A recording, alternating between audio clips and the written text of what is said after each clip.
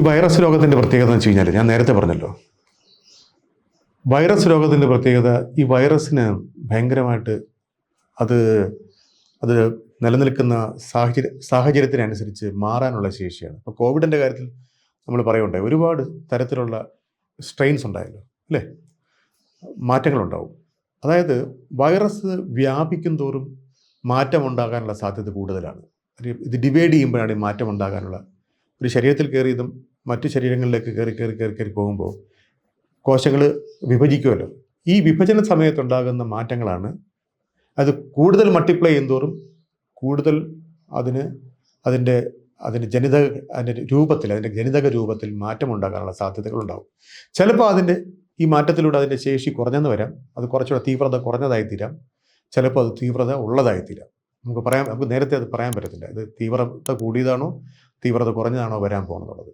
അത് രോഗമുണ്ടാകുമ്പോൾ മാത്രമേ നമുക്ക് പറയാൻ പറ്റത്തുള്ളൂ. അപ്പോൾ നമ്മൾ ചെയ്യേണ്ടതെന്ന് വെച്ച് കഴിഞ്ഞാൽ, ഇങ്ങനെ ഒരു രോഗബാധ ഉണ്ടാകുന്ന ഉണ്ടാകുകയാണെങ്കിൽ അയാളുമായിട്ട് കോണ്ടാക്റ്റിലെത്തുന്ന, അയാളുമായിട്ട് വളരെ ക്ലോസ് ആയിട്ടുള്ള കോണ്ടാക്റ്റിലെത്തുന്ന എല്ലാ ആൾക്കാരെയും നമ്മൾ സമൂഹത്തിൽ നിന്ന് ഇടപഴകുന്നതിൽ നിന്ന് മാറ്റി നിർത്തുക എന്നുള്ളതാണ്.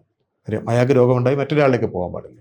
അപ്പോൾ ഈ രോഗാണുവിൻ്റെ സഞ്ചാരത്തെ നമ്മൾ തടസ്സപ്പെടുത്തുക എന്നുള്ളതാണ്, രോഗാണു വ്യാപിക്കുന്നതിനെ തടസ്സപ്പെടുത്തുക. അപ്പോൾ അതിന് വേണ്ടത് നമ്മൾ ഈ രോഗിയുമായിട്ട് കോണ്ടാക്റ്റിലുണ്ട്, രോഗിയുമായിട്ട് നേരിട്ടുള്ള പരിചയത്തിൽ വന്ന എല്ലാ ആൾക്കാരെയും കണ്ടെത്തി, അതിനാണ് കോണ്ടാക്ട് ട്രേസിംഗ് എന്ന് പറയുന്നത്. കോണ്ടാക്ട് ട്രേസിങ്ങിന് ചെയ്ത് കോണ്ടാക്റ്റുള്ള ആൾക്കാരെയെല്ലാം നമ്മൾ ഐസൊലേറ്റ് ചെയ്യുക, ക്വാറന്റൈനിൽ വെക്കുക. 2 കാരണം. ഒന്നെന്ന് വെച്ച് കഴിഞ്ഞാൽ ഇവർക്ക് രോഗമുണ്ടാകുകയാണെങ്കിൽ മറ്റാൾക്കാരിലേക്ക് പോകാതിരിക്കാൻ വേണ്ടി. 2, നമ്മൾ ഇവർക്ക് രോഗബാധ ഉണ്ടാകുകയാണെങ്കിൽ വളരെ നേരത്തെ കണ്ടെത്താൻ വേണ്ടി. ഒരു നിപ്പ നമുക്ക് വളരെ നേരത്തെ കണ്ടെത്താൻ പറ്റുകയാണെങ്കിൽ നമുക്ക് വളരെ സുന്ദരമായിട്ട് അവരെ നമുക്ക് ചികിത്സിച്ച്, സുന്ദരമായിട്ടല്ല, ബുദ്ധിമുട്ടാണ്, പ്രത്യേക ചികിത്സയില്ലാത്തൊരു അസുഖമാണ്, സപ്പോർട്ടീവ് കെയറേ ഉള്ളൂ. പിന്നെ അവൈലബിൾ ആയിട്ടുള്ള ആൻറ്റിവൈറലിനെ കൊടുത്ത് നമുക്കതിനെ രോഗിയെ സപ്പോർട്ട് ചെയ്ത് കൊണ്ടുപോകാന്നുള്ളതാണ്. അപ്പോൾ തുടക്കത്തിലേ ആണെങ്കിൽ നമുക്കതിന് കുറേ കൂടെ നല്ല ഫലപ്രദമായിട്ട് നമുക്കതിനെ ആ രോഗിയെ മാനേജ് ചെയ്യാൻ പറ്റും.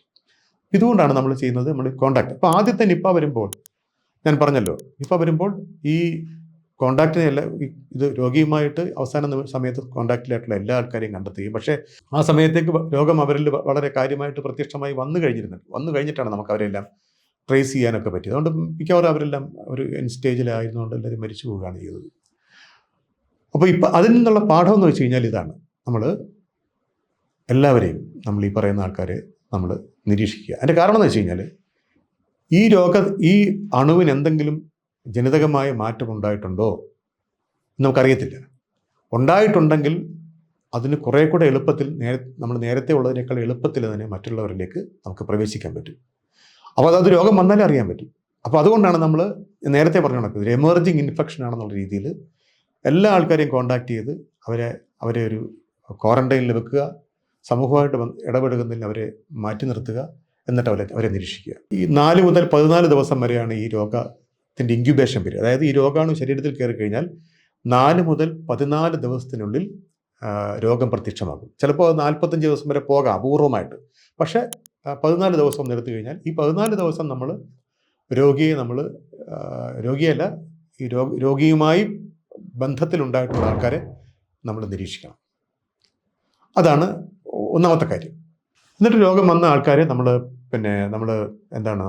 ആശുപത്രിയിൽ അഡ്മിറ്റ് ചെയ്യുന്നു, അവരെ ICUയിൽ അഡ്മിറ്റ് ചെയ്യണം.